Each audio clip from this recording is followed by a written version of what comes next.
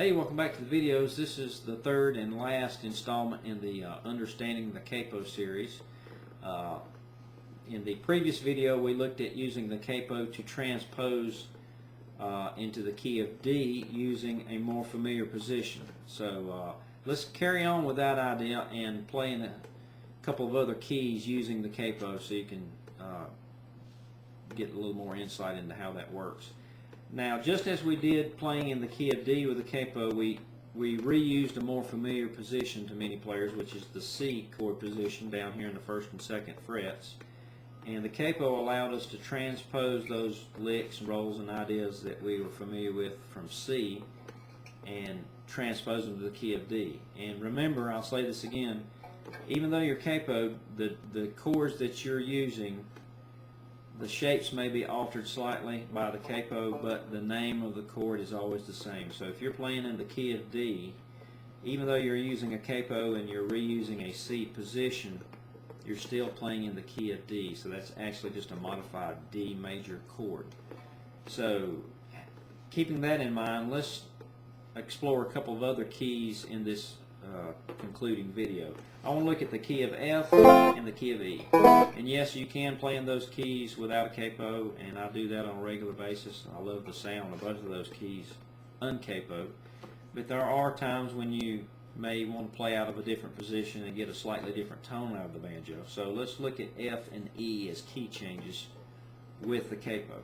Let's start with key of F. Now again, we can play in the key of F using positions like we would if we didn't have a capo. But let's look at a way to play in the key of F with the capo.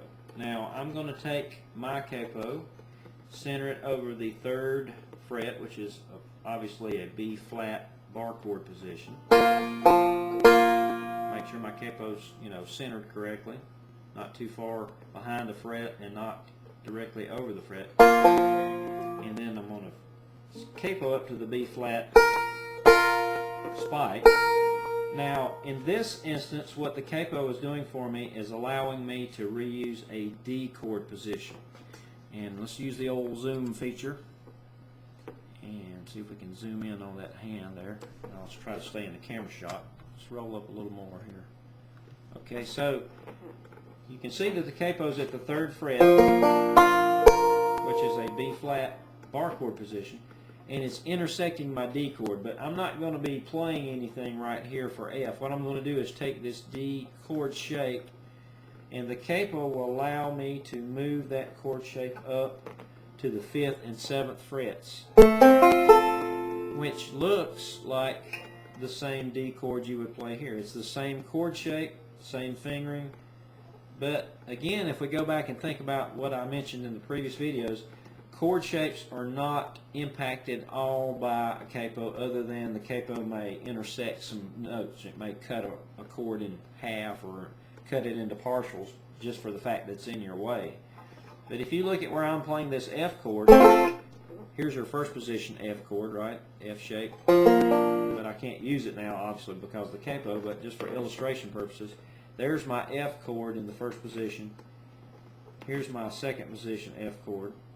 So the capo hasn't really changed anything at all about where my F chord resides. My second position F chord is still here anyway. But now, because I'm using the capo at the third fret, I can pretend like I'm playing out of a D chord with open strings. So the neat thing about this is I can play in the key of F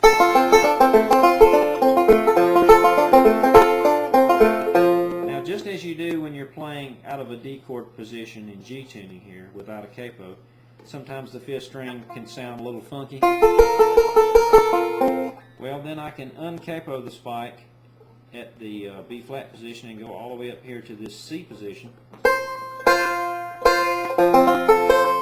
and obviously tune it. So it will allow me to include the 5th string. Obviously it's capoed pretty highly.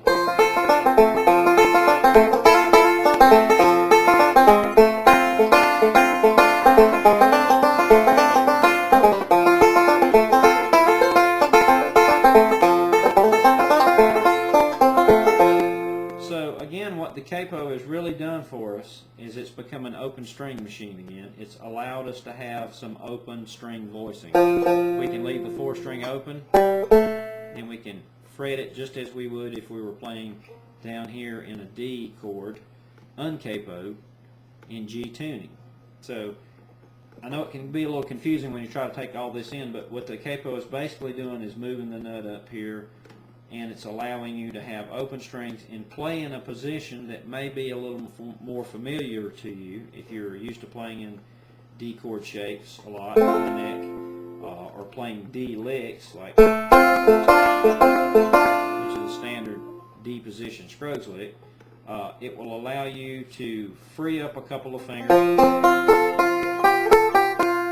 Open first.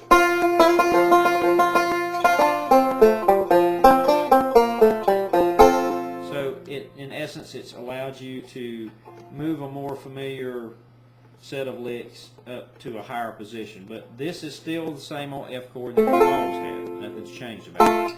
Now let's look at the key of E.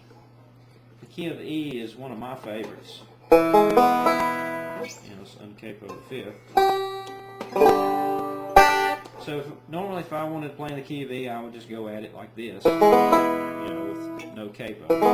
But again, we want to try to figure out how to use the capo to play in the key of E. So let's think about where an E chord normally resides. It would be here in the 1st position. 2nd position, E would look just like our previous example, F, but it's only 1 fret difference between an E and an F. So my E chord would be here at the 4th and 6th frets. So knowing that means I can slide the capo back 1 fret from my previous example and actually capo in an A position, and maybe capo the 4th fret. And now I can reuse those D position licks that we talked about earlier. Instead of going all the way up here to F, I'm going to just drop back 1 fret to E. So basically playing in E and F with a capo typically means you're doing exactly the same thing, only 1 fret difference between the 2 positions, so it's pretty neat. So that means now, obviously, that I can play in the key of E using D position ideas.